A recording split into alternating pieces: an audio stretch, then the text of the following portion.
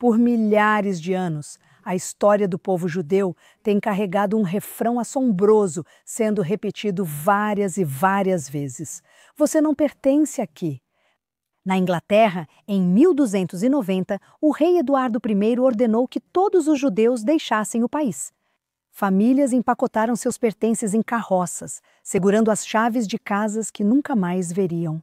Mães carregavam crianças que eram jovens demais para entender por que não podiam voltar. Essas eram pessoas que viviam na Inglaterra há gerações, comerciantes, estudiosos, vizinhos, mas de repente, da noite para o dia, foram rotuladas como párias. 2 séculos depois, na Espanha, de onde minha família veio, a cena era ainda mais dramática. Em 1492, Fernando e Isabel assinaram o Edito de Expulsão. Dezenas de milhares de judeus caminharam até os portos de Valência e Sevilha. Comunidades inteiras que haviam prosperado por séculos foram desarraigadas. Pais entregaram aos filhos pedaços de pão para a jornada no exílio, sem saber se eles sobreviveriam. A Espanha, que já havia prosperado com poetas, filósofos e médicos judeus, os apagou com um simples ato. A história se repetiu por toda a Europa, França, Portugal, cidades-estado alemãs. Cada vez o padrão era o mesmo. Primeiro vinham as calúnias. Os judeus eram acusados de envenenar poços, acumular riquezas ou de deslealdade.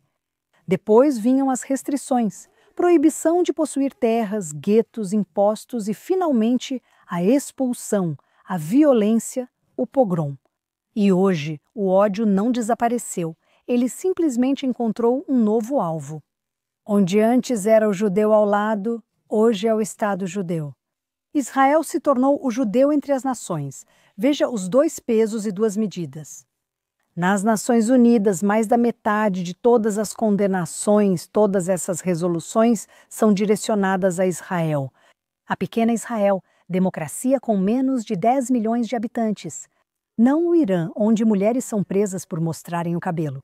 Nem a Coreia do Norte, onde cidadãos enfrentam fome em campos de trabalho forçado.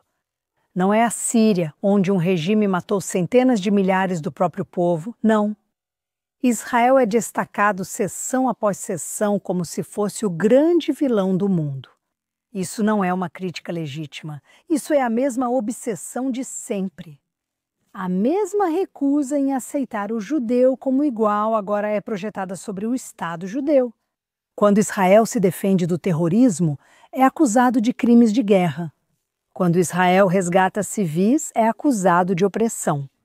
Israel é julgado não pelos padrões de guerra ou pelo direito internacional, mas por padrões impossíveis que nenhuma outra nação do mundo é obrigada a cumprir.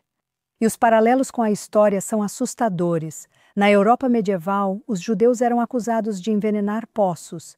Hoje, Israel é acusado de cortar o fornecimento de água. Na Idade Média, os judeus eram acusados de assassinato ritual, de matar crianças cristãs. Hoje, Israel é acusado de atacar civis deliberadamente, uma calúnia de sangue moderna, disfarçada de linguagem dos direitos humanos. Antes, os judeus eram acusados de controlar reis e tesouros.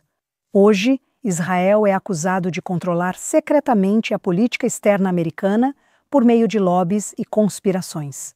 As roupas mudam, mas o roteiro é o mesmo. E, no entanto, há uma diferença profunda. Quando os judeus foram expulsos da Inglaterra, da Espanha, da França, eles não tinham para onde ir. Eles vagaram sem pátria, à mercê de reis e multidões, mas hoje existe Israel. A pátria renascida não é um presente da história, é a resposta à história. Isso não acaba com o antissemitismo, mas garante que o povo judeu nunca mais ficará impotente diante dele. Quando Israel for demonizado e mentiras repetidas, lembre-se, isso não é novidade. É o ódio mais antigo em uma nova forma. O mundo já disse aos judeus: vocês não pertencem às nossas terras. Hoje diz a Israel: vocês não pertencem entre as nações. Mas a história também nos mostra outra lição. Que apesar de cada expulsão, cada exílio, cada calúnia, o povo judeu resistiu. E agora com Israel eles resistem com força. Então sim, a Organização das Nações Unidas pode aprovar mais 100 resoluções. O Hamas pode inventar mais 1000 mentiras. O coro da história pode gritar de novo: vocês não pertencem aqui. Mas aqui está a ironia. Depois de 2000 anos de exílio, finalmente há uma coisa que os judeus não vão fazer: ir embora.